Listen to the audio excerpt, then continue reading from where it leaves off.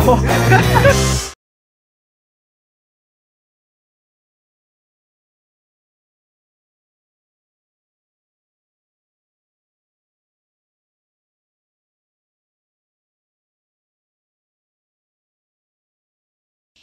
guys.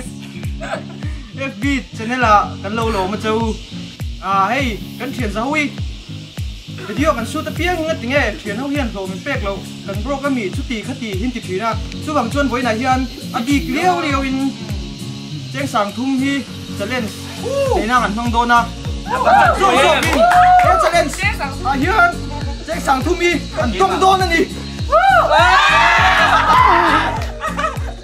ya kan Nintendo na patumin ni don chu na first item ma ilo lu tang hay làm hi team Thlengthlamuana te anh ya nghe tay chặt không anh ya hay làm hi team Tlangbana te tu nghe Tlangbana chu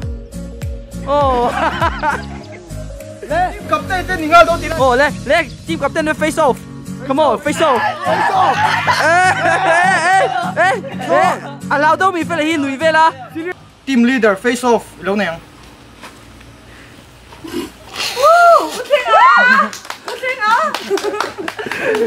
tu na challenge number 1 na tang bottle flip challenge ka lo nei ha hemi challenge sa hian voi thum ti ding ma sa sa in achak zo ka puan do na achak lo chu opponent in maya meida hian hei hemi meida hian mo maya the don ni tu na team leader te ma ding ru le face zone khan ding mu la kan in opponent du te khang u đi đâu đấy mà mama cái thằng này cái chuyện mama luôn đó chuan cái soi bel le du chu hemi challenge sa hian ni tel chuan in challenge da ngai tel non thei to lo chu kan thu pek tiam nei ma saper ni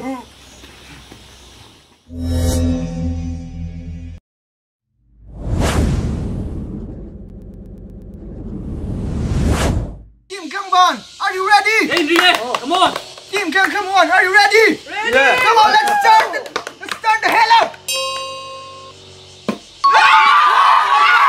Let's go. 1-0. 1-0.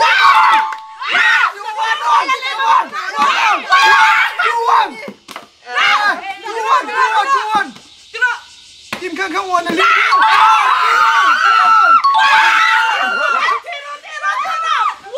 Let's go.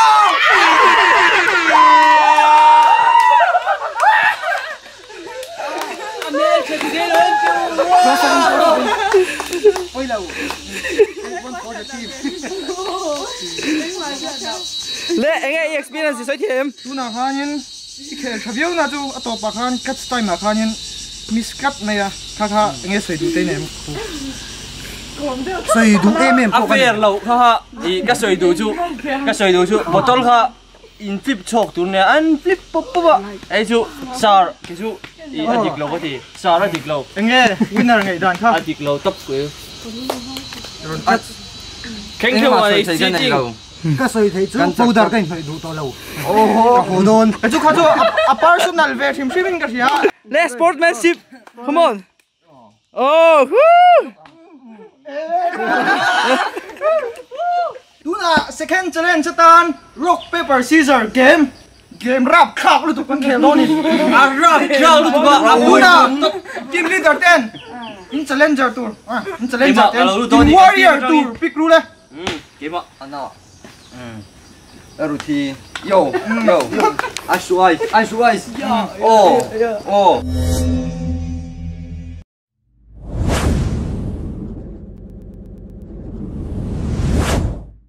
kutum na arsenal ni achak zo khi achak zo chuan hello athiat thei achak zo chuan achak lo ma ya cái gì lấy nạp mà đi đâu đấy anh à mằng cái soi mắt lâu kêu nó sẽ Come on. in cột đá chụp luôn lên đi em 1, 2, 3. rock paper scissors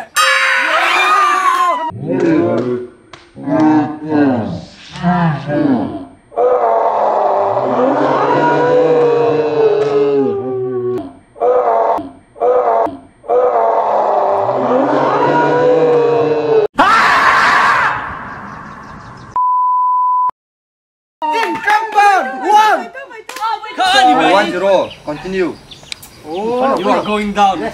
1, 2, 3. Rock, paper, scissors. Let's go. 1-0. Cut long along. Tuna. Di beba dis, di bat. Taro, alit tuturatan. 1. Concentrate.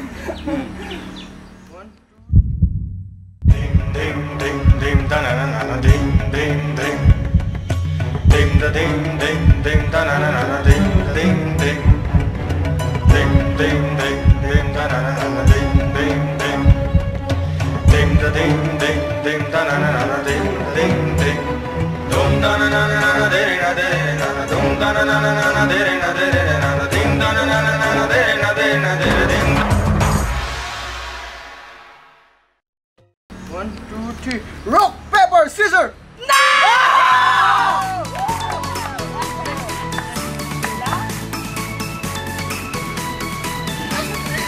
No mercy! No mercy! Get out!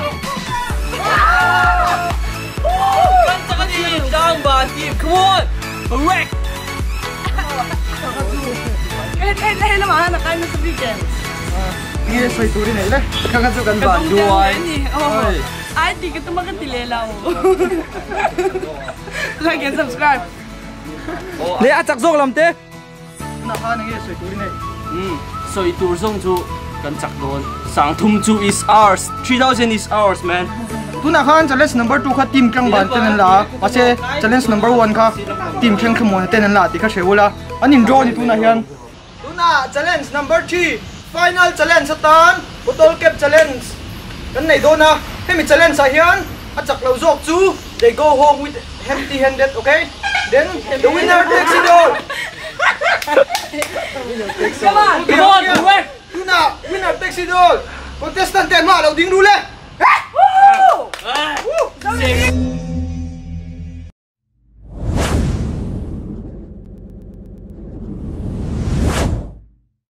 Hemi challenge sa hiyan. Timer om do na. Akik kama sa kan ka om do ni. Hemi akik kama sa chu chak zo kan ni nga. Mai da po hi. Chak zo gin. Chak law zo. Maya the do ni. Let's start.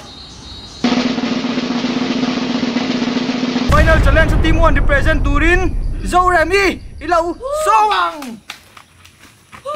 Wait, yan 195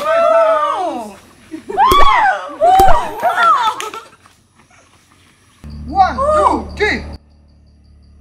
Come on, come on, come on, come on. Back to the back.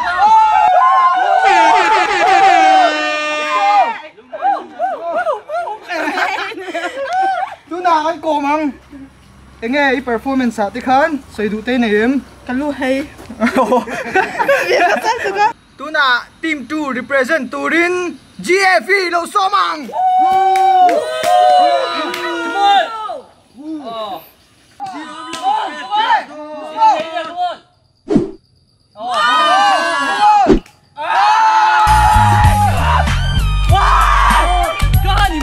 Kancak ka diyan sang tum nenjon kan ho doon ani. Tuna kan. Enge performance sa tikan. So idui na yun. Ano am kati? Her katilaw. Harus tilaw mo ni Ju. Tuna kan final challenge kan Zawri. Tuna challenge ka. Cheng sang thum hon tu mo. Cheng sang thum ni na an in ma ho tur ti china turan iya. Pakhat zo kan 7.50 seconds sa jawa. Pakhat kan 8.30 seconds sa jawa. Tunga chak zok nen din. Tlangbana squad, man. The Tlangbana squad. It's always Tlangbana squad. Em po chu lo ni se. Cheng sang thum hon tu tur chu. Tlangbana squad. Come on, come on. Achak lo zo kan in. Ke nga ya.